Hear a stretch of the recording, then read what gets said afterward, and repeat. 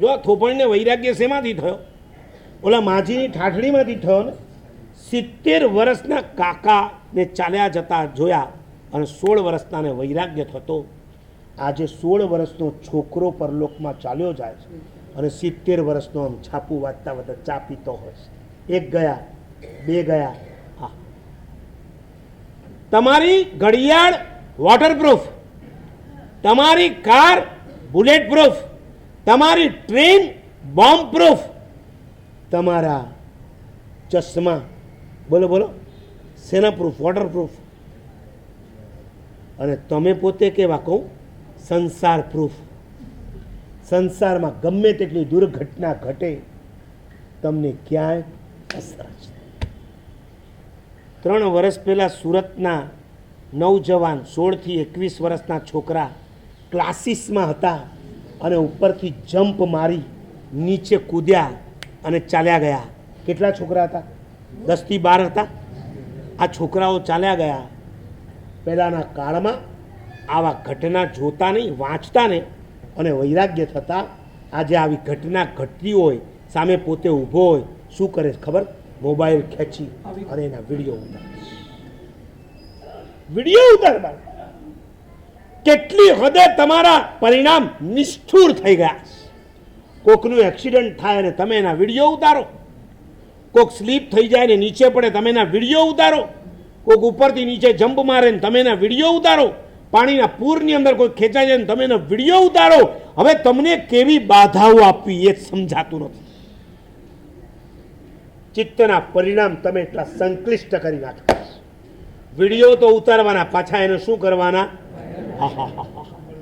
મને યાદ છે, હું આંબાવાડીમાં હતો ને એક છોકરો મને બતાવવા આવ્યો કે ઉપરથી એક ભાઈ જરાક મેળ હતો, તમને ખબર હશે, એક જગ્યાએ વાઘ હતો અને ત્યાં એ બિચારો પડી ગયો અને વાઘ એને ઢસડીને લઈ ગયો.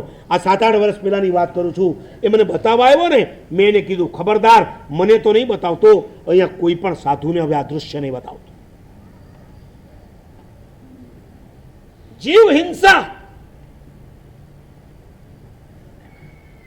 તમને ના પાડી છે જે જગ્યાએ કતલખાના હોય ને એ રસ્તેથી તમારે પસાર ન થવાય. રોજ રોજ તમે કતલખાનાના રસ્તેથી પસાર થાવ ને, તમારા જીવદયાના પરિણામો ખતમ થઈ જવાના છે. નવસારીની અંદર જેટલા કતલખાના છે એની આગળ કપડું લાગેલું હોય ખરું? તમારા રોડ ઉપર વચ્ચે આવે ખરા? શું કરો છો હેમેન્દ્રભાઈ? આની સાથે ઓળખાણ છે, તેની સાથે ઓળખાણ છે, શું કામની તમારી? ક્યાં ગયા પેલા દરબારભાઈ? હું તો ભૂરાભાઈ ને જિગીશભાઈ આવે ને 14 ઓગસ્ટના પ્રોગ્રામની અંદર હું એ બોમ્બ ફોડવા માંગુ છું.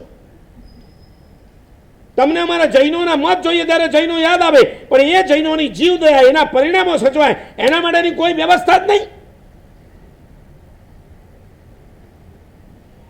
મુંબઈ તો મહારાષ્ટ્રથી ભરેલું છે અને છતાંય હું ભાઈંદરમાં ચોમાસું હતો ત્યારે મને છોકરાઓએ વાત કરી, સાહેબ રેલવે સ્ટેશન પરથી ઉતરીએ ને સીધા બહાર નીકળીએ ને એટલે લપકારા લટકતા હોય બધા, લપકામણો આટલા લાંબા લાંબા, સાહેબ ખાવાનું નથી ભાવતું. અને અમે એક મોરચો ઉઠાવ્યો હતો.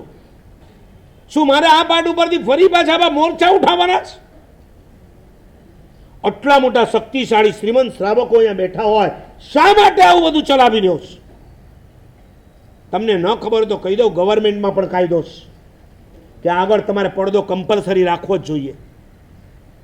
રેલવે સ્ટેશનની આજુબાજુ હા ત્યાંથી ક્યારેક તો પસાર થતા હશો કે નહીં થતા હો? રાયચંદ રોડ વાળું કોઈ છે કે નહીં? પરિણામો ખતમ થઈ જાય છે.